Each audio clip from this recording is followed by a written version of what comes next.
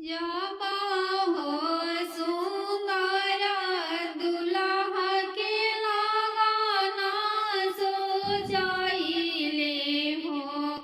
दुल्हा दुल्हन भइले कामती।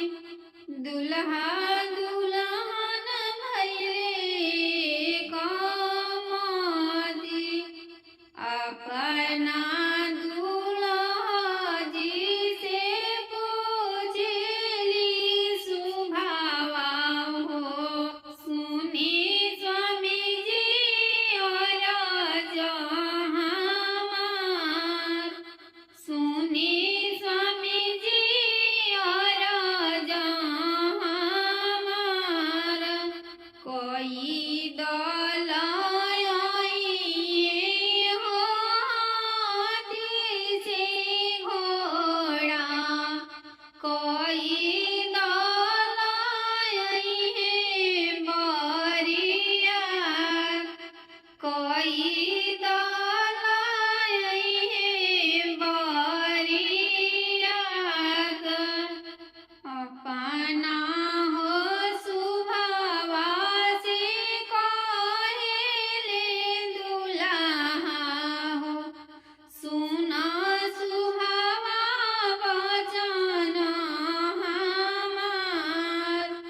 सुना सुहावा वचन हमार। नमस्ते आइए हो हाथी से घोड़ावा। नमस्ते आइए बरिया। नमस्ते आइए बरिया।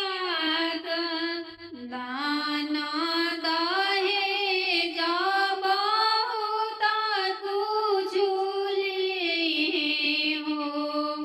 पापा आमा तोहार। पापा के समधिनियापन। अतना वचन जब सुनेली सुंदर सुभावा। स्वामी जी से करेली जवाब। स्वामी जी से करेली जवाब। दान दहेज हमरो पापा नहीं दिए हो। नहीं दिए समधिनी दहेज। नहीं दिए समधिनी दहेज।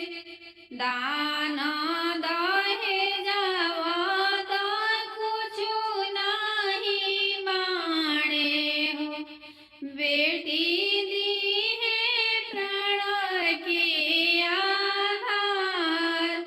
बेटी दी है प्राण के आधार। जब रउरा